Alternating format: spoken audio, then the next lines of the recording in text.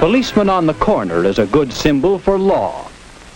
Like the policeman, law directs us in doing the right things to live together in harmony.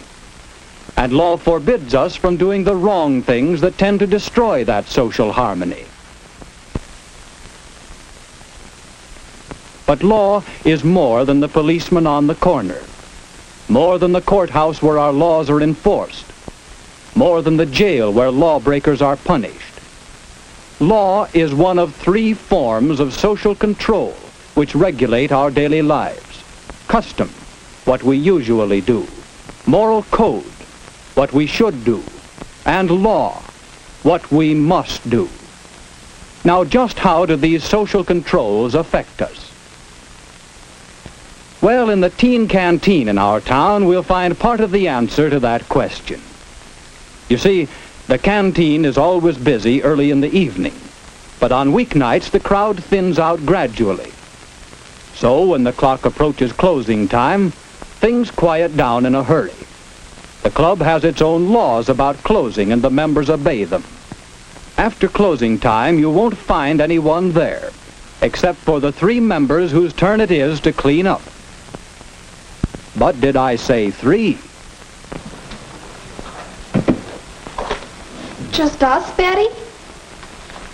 Aren't there always three on the cleanup committee? Yes.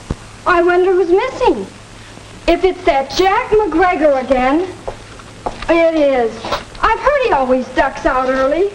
It's bad enough with three to clean out, but only two. And he's supposed to be business manager of the canteen. You know, Betty, I'm going to bring this up at the business meeting tomorrow. I'll show that Jack McGregor. I meant to tell you and Betty, honest, Jane. My dad insisted that I be in the house by 11 o'clock. Can't you explain to him? He wouldn't want you to run out on your responsibility, would he? Take it easy. We're not getting anywhere this way. Staying to clean up is a problem with a lot of us. Even though I'm the chairman of the canteen, I've had to skip cleanup duty to keep from being out too late. Say, maybe weeknights we ought to close the canteen earlier. You'll never get anyone to agree to that. I don't know. Maybe that is the answer. Tell you what, let's meet again when we can have our advisors in to help us work this thing out. As you know, our civic association has been with you from the start. I believe I can speak for the association and as your advisor in recommending that it would be very wise for you to close the canteen on weeknights at 10:30 instead of 11. After all, that's customary in our town. The drugstores, ice cream stores, most of the places of business are closed by that time, and, well, it seems to me that you might close too. The theater stays open later than 11. But we're not a theater. Some people may question our behavior when we keep the canteen open till 11. I don't think it's right for us to stay out so late. Who's to say what's right? We know what's good for us. Nobody has to stay here till 11 just because the canteen is still open. There's no law that says you have to stay or you have to go. You're a lawyer, Mr. Parks. There's no law, is there? No, Jack, I don't think there is. Now. But I have heard people talking about your late hours here. You'd better realize that the town could pass a law which would compel you to close at 10:30 or 10 or even 9. You see, whatever the community decides is best for itself usually becomes law. The community? Well, aren't we part of the community? Well, of course you are, Jack. But thinking of the community as a whole, well, I wouldn't like to see our town pass a curfew law, as some other towns have. Don't you think it would be better for the community and for you if the canteen were to pass its own law to close weeknights at 10:30? And so Jack is learning about social controls. It's customary, said Mrs. Brown. It's right, said Jane. It's the law, said Mr. Parks. Yes, they can all see how these social controls, custom, moral code, and law have always played a part in the activities of the teen canteen. Here, as in our general society, there are a great many customs, and we accept them. Customs of dressing. We're neat and clean. Customs of courtesy. We're thoughtful of others. What happens if we violate a custom? It isn't serious. Perhaps we simply lose a little prestige. Nevertheless, customs do control us. We make a habit of following them. And then there are moral codes, sometimes called the mores. These are society's standards about what we should and should not do. They are more deeply ingrained in us. We simply don't cheat in games. We in the society in which we live think that's the proper way. In the canteen, there's no drinking or gambling. That's in line with the moral code of this group. And what happens if we break the moral codes? Well, anyone who breaks these loses social status. He no longer belongs. He's an outcast.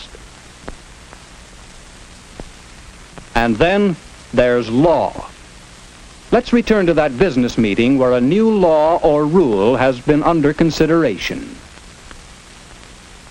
It seems we have 4 good reasons for setting the closing time of the canteen at 10:30 on weeknights. For the convenience of the cleanup committee, we need an earlier closing hour. Then there's the custom in the town. And some feel that it's not right for us to stay out late. Finally, we want to be sure that we stay within the laws of the town so that we can continue to govern ourselves without outside interference. With all these reasons, I'm sure the majority of canteen members will vote for 10:30 closing. What do you say? I think it's the only thing to do. I'll agree. Well, we're only advisors. You make your own laws. But I think you'll find that your new law is a good law. Law is a whole body of rules for our conduct made by representatives of the people and enforced by established means. We all know that there are many don'ts in the laws we make.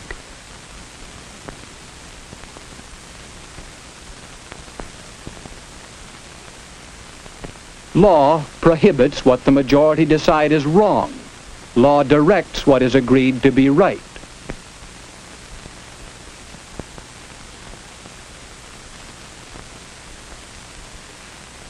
Laws require you to go to school so that you and society will benefit, and laws provide the schools for you to attend.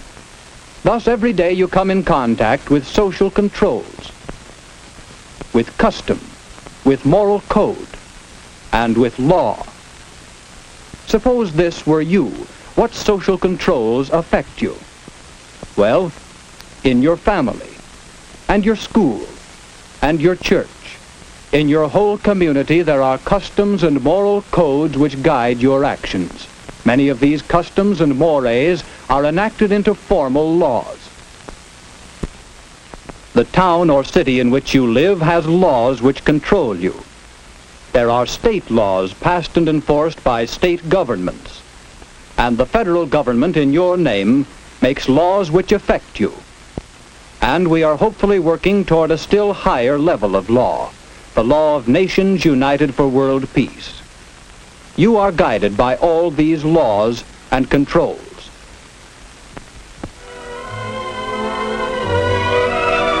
The new law for closing at 10:30 was agreed upon by a majority of the members of the teen canteen. A good law because it agrees with the customs, the moral codes, and the laws of this group and of this community.